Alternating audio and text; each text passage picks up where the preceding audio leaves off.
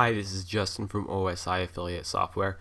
In today's video, we're going to be going over how to create a Facebook ad to drive more traffic to your e-commerce website. So first, what you need to do is make sure you have a Facebook page. Now, I quickly set one up for standard sneakers, and as you can see, it's pretty empty right now, but that's all I need for now. You can of course add more information, but just for now, what we're going to do is go over here to this drop down arrow and click on create ads. So there's several options here, and we're going to use clicks to website. Now we're going to insert our URL. Okay, now that I put in my URL, it's going to scan it, and as you can see, it gives us a image to use. However, I don't really like that image, so I'm going to get rid of it and add my own. Okay, so I've put in my image, just a picture of a sneaker that I might be selling. This one's pretty standard, and as you can see, it's got a plain background so you can clearly see what I am showing. This image is very important because it will show up in your advertisement. Okay, so now that we've picked out our pictures, now what we need to do is select what page we want this to be for. So we're going to select our e-commerce store, and now we get to edit the headline and text. So for the headline, I'm going to put in something that will describe what I am trying to get people to check out. Okay, so I just typed in great selection of shoes. As you can see, you do have a limit for your headline. I actually only have one character left, but here is what it's going to look like down here. Now here for the text, we can change this as well.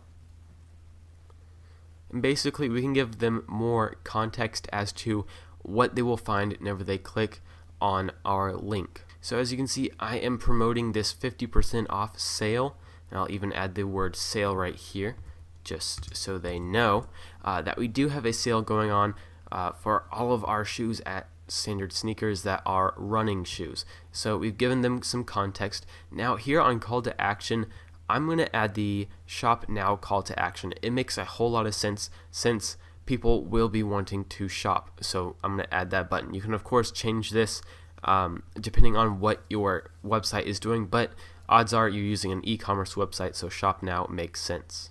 Okay, so we can see what this looks like on a desktop in the newsfeed, but we can also see what it looks like in the mobile newsfeed, as well as what it looks like in the right column. So all that looks great. I'm going to keep it just how it is, and let's keep going.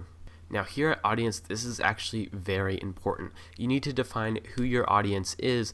What you're looking for is something that is broad enough to where you have enough people to show the ad to, but specific enough to where the people that see the ad are actually interested in what you're selling.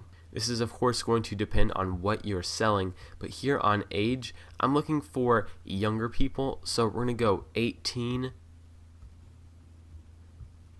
to 35. I'm going to target both genders, and we'll put the language to US English. Here on more demographics, we can add some more constraints, such as only look for people that are in a certain relationship status. However, that doesn't really have to do a whole lot with shoes, so I'm going to leave these how they are. Now here on interests, you can actually find some good ones. For instance, there is an interest for shoes. That's definitely something that's going to help us out. We can add others, like there might be one for running. As you can see, there is an interest group for running. Alright, so right now I'm targeting shoes and running.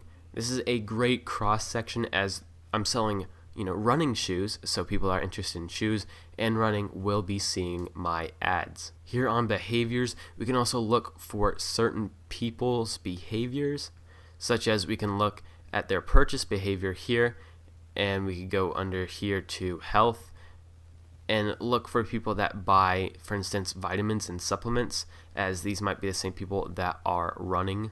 There's also the running behavior, which I would add as well as shoes once again, and I'm going to keep it like that.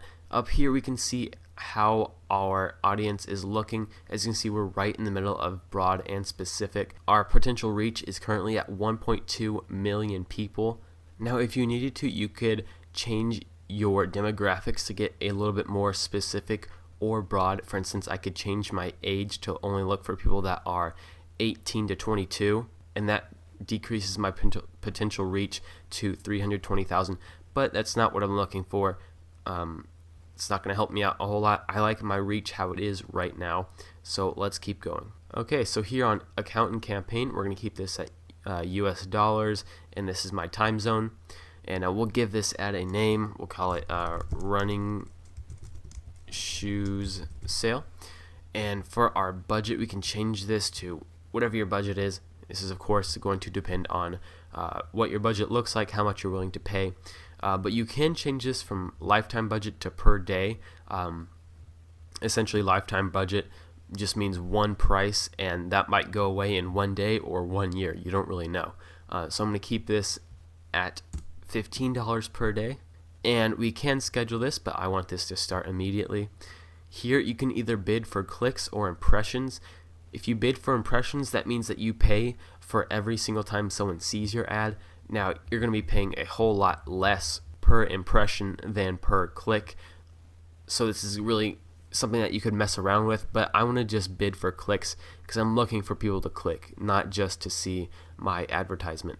Now here on pricing, I think it's important to try manually setting your cost per click. This is basically how much you're willing to pay for every person that clicks. So you could keep it at something that they suggest. They suggest 40 cents to 76 cents. Personally, I would try sticking around this lower value, as you can usually get quite a few clicks even at lower values.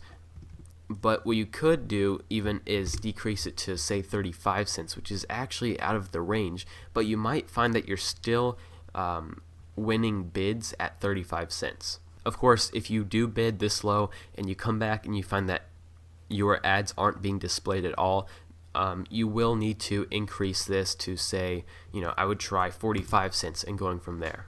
And now once you've done that, you can just click place your order and you are done. Facebook will just walk you through adding your payment options. This has been Justin from OSI Affiliate Software. I hope you enjoyed this video, and please check out our other videos about e-commerce marketing.